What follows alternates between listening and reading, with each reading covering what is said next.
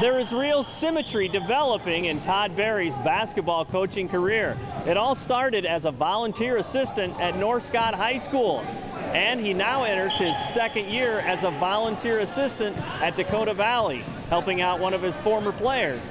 And oh yes, there was that 33 years in between.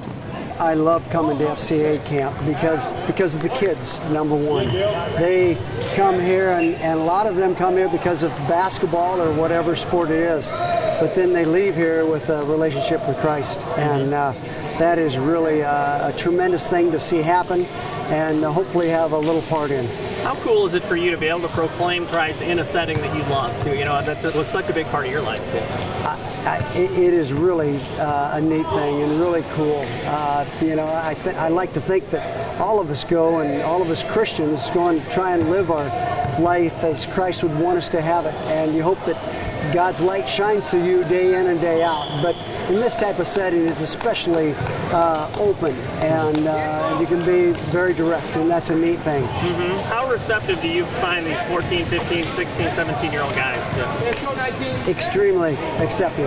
You know, it is so fun to go to chapel at night, to see their involvement and their excitement and their enthusiasm, but I think they're extremely accepting, and they listen well to the speakers, especially testimonies, so that's a great thing.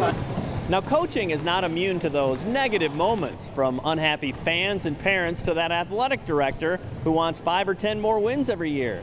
But through it all, Todd Barry remained positive, and that's where his relationship with Christ and applying God's principles came into play. When I started coaching several years ago, it was all about me. And Christ kept nudging at me and pulling me and everything, and basically transforming me. And I am so blessed because of that, because it's not about me at all. It's never been about me, and that's where I've grown. And that the Son of Man came not to be served, but to serve, is one that's always in my heart, and I really think that's important. You know, and as a coach too, it's just like we're called to lead.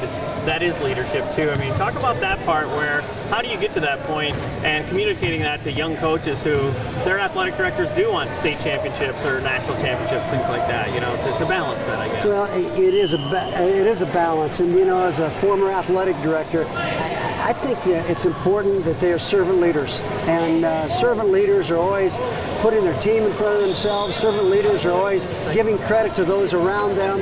I think that's the most important thing with young coaches. Yeah, society always has a pressure. Well, you got to win this, you got to win that, and you pick up the newspaper the next day and it says, well, Coach Barry won last night or he lost last night. Yeah. Society's always pounding that at you, but we that are Christians, we know that there's a lot more important things to coaching, and that is the heart of the student athlete. And that's much more important than any win or loss. How enriching has your life been? I mean, we're seeing coaches get out after 10 or 11 years, 12 years, whatever, too. Why was it so enduring for you? And what's your encouragement and challenge to those coaches who say, well, I can't afford anymore, parents are driving me nuts, that kind of stuff? Well, I was blessed, first of all. I would say I was blessed and had a very fortunate career. And for those that do, there are pressures all the time, and there's always going to be pressures. There's always going to be frustrations. But I think you step back and you really rely on what's important. And what's important is not the win or losses or making this set of parents happy or that set of parents happy or this administrator happy.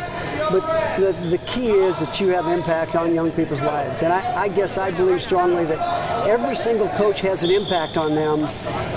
The question is whether it's a positive one or a negative one. And my prayer every day has been that I've had a positive impact on those young people I've worked with. Mm-hmm. Some of the coaches you're rubbing shoulders with here, or maybe you know, back home, stuff like that too. Some of them could end up being Division I coaches or something too. How about that part, that, you know what, it works no matter what. God's principles are going to work at the junior college level, and if you're playing for a national championship on a Monday night in April too, you know. Exactly right. I mean, God's principles do work in any type of setting. You know, I've been really blessed because I think my wife counted up one day that I've got like 30 former players that are coaching now. In fact, 5 of them are head college coaches. So, and we love the clapping that goes on in this camp. It's always great to have the clapping. I think they like it, John. 3, 2, 1, FCA! Yeah, man. That's great. That's great. That's a great way to end it.